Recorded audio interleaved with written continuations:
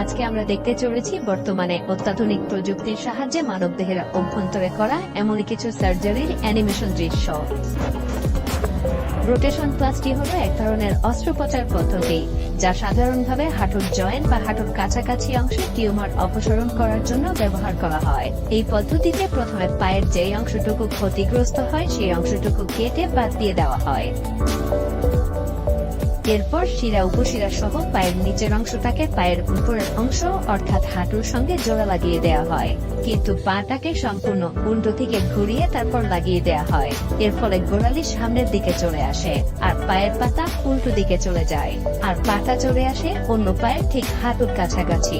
তবে 3 থেকে 6 মাসের মধ্যে রোগীর পায়ের ব্যালেন্স ঠিক হয়ে যায় এবং আলাদা প্রোস্থেসিস লেগ বসানোর উপযোগীও হয়ে যায়। অবাক করা ব্যাপার হলো এসব পা দিয়ে হাঁটা চলা কিংবা খেলাধুলা সবকিছুই করা যায়।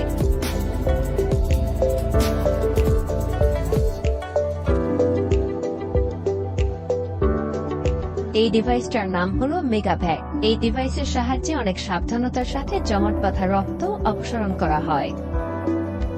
প্রথমে জমাট বাঁধা রক্তের মধ্যে দিয়ে এই ডিভাইস প্রবেশ করানো হয়, তারপর এটা আকৃতিতে বড় করা হয় অর্থাৎ ছড়িয়ে দেয়া হয় এবং জমাট বাঁধা রক্তকে টেনে বাইরে বের করে নিয়ে আসা হয়।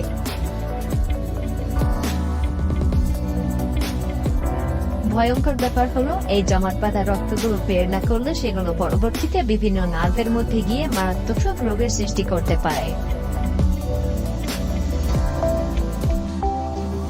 আর এই পদ্ধতি ব্যবহার করেই বর্তমানে ডাক্তাররা জমাট বাঁধা রক্তকে অপসারণ করেন। Hip replacement. এই সার্জিক্যাল পদ্ধতিতে প্রথমে কোমরের পাশে 4 থেকে 5 ইঞ্চি কেটে নেওয়া হয়। এই কাটা জায়গার মধ্যে দিয়ে বাকি অপারেশন কমপ্লিট করা হয়। তারপর বিভিন্ন মেডিকেল অস্ত্র ব্যবহার করে হাড়ের আশেপাশের মাংসপেশিগুলোকে সরিয়ে কোমরের জোড়াটাকে বের করে ফেলা হয়। এই প্রসেসের সুবিধা হলো এভাবে কোনো মাংসপেশি কাটাছেঁড়া করতে হয় না, যে কারণে পুরোটাই অক্ষত থাকে।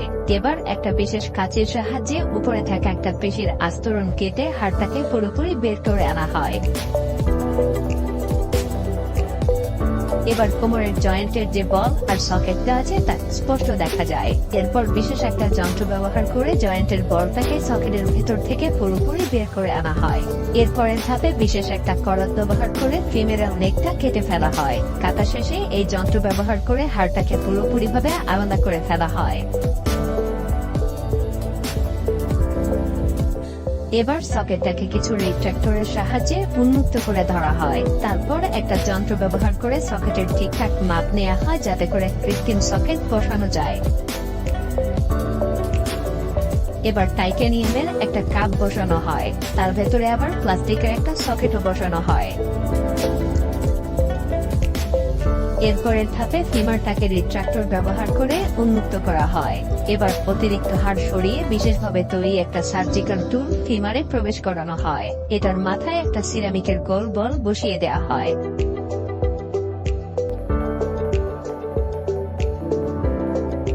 ডাক্তাররা এক্স-রে করে পায়ের উচ্চতা মেপে দেখে যে সকেটটা ঠিকঠাক ভাবে কাজ করছে কিনা।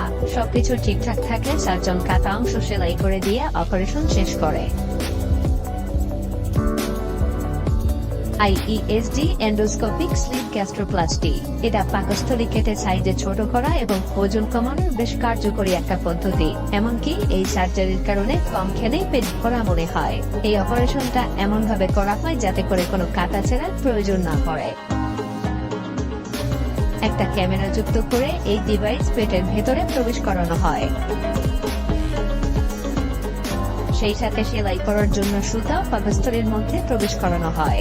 ডিভাইসটা পেটের ভেতরে গিয়ে পাকস্থলীর দুই পাশের চামড়াকে টেনে ধরে সেলাই করতে থাকে, যে কারণে আস্তে আস্তে পাকস্থলীর সাইজ ছোট হয়ে আসতে শুরু করে।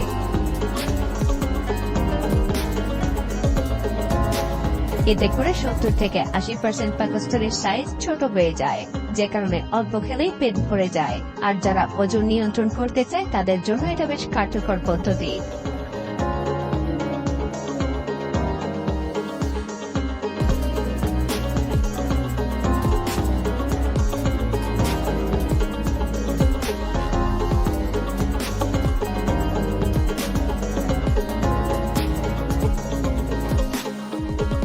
Brain cancer surgery.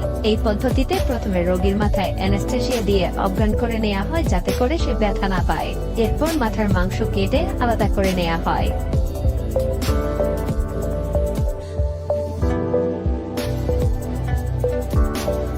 এরপর খুলির উপরিভাগের হাড়ের মাঝে ড্রিল মেশিন দিয়ে ছিদ্র করে খুলির উপরিভাগের হাড় আলাদা করে নেওয়া হয়।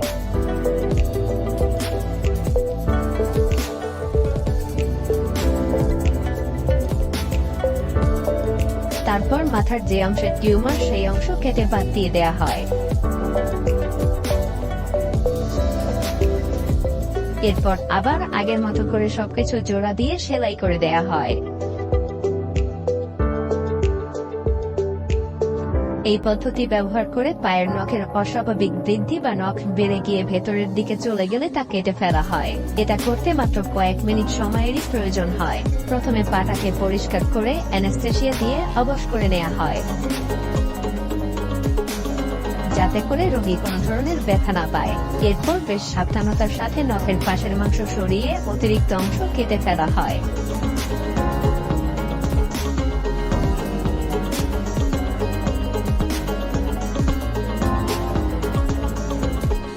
এরপর একটা ওষুধ লাগিয়ে দেয়া হয় যাতে করে সেখান থেকে আবারও অতিরিক্ত নখ না জন্মায়। Endoscopic planter facie release.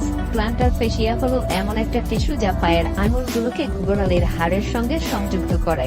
অনেক সময় এটা রিপ্লেস করার প্রয়োজন পড়ে, আর এটা এন্ডোস্কোপিক পদ্ধতিতে করা হয়।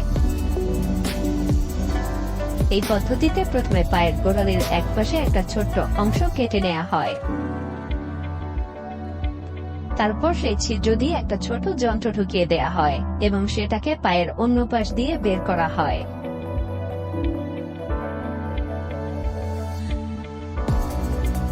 তারপর সেই যন্ত্রের মধ্যে দিয়ে একটা ক্যানুলার টিউব প্রবেশ করানো হয়। এরপর যন্ত্রটাকে বের করে নেওয়া হয় এবং টিউবটা ঘুরিয়ে সামনের দিকে নিয়ে আসা হয়। তারপর এই ক্যানুলা পরিষ্কার করে নেওয়া হয়। এরপর মাত্র 4 মিলিমিটারের একটা যন্ত্র ক্যানুলা টিউবটাতে ঢোকানো হয় এবং পায়ের নিচের ফেসিয়া টিস্যুটা ঠিক করার জন্য।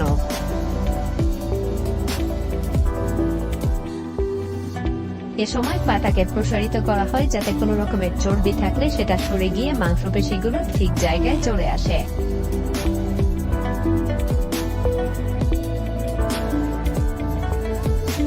লাসিক সার্জারি। লাসিক সার্জারি মূলত চোখের দৃষ্টিশক্তি ঠিক করতে ব্যবহার করা হয়। এই পদ্ধতিতে কর্নিয়ার সাইজ ঠিক করা হয় যাতে সহজেই চোখের ভেতরে আলো আসা যাওয়া করতে পারে, কিন্তু চোখের কর্নিয়াতে বিভিন্ন ধরনের সমস্যার কারণে একটা আস্তরণ সৃষ্টি হয়ে দৃষ্টিশক্তি ঝাপসা হয়ে যায়। আর এই পদ্ধতিতে চোখের উপরে যে পর্দাটা থাকে সেটাকে একটা বিশেষ ডিভাইস দিয়ে কেটে ফেলা হয় এবং একটা নতুন সাইজ দেওয়া হয়। চোখের দৃষ্টিশক্তি বাড়ানোর জন্য এটা খুবই যুগান্তকারী একটা প্রক্রিয়া।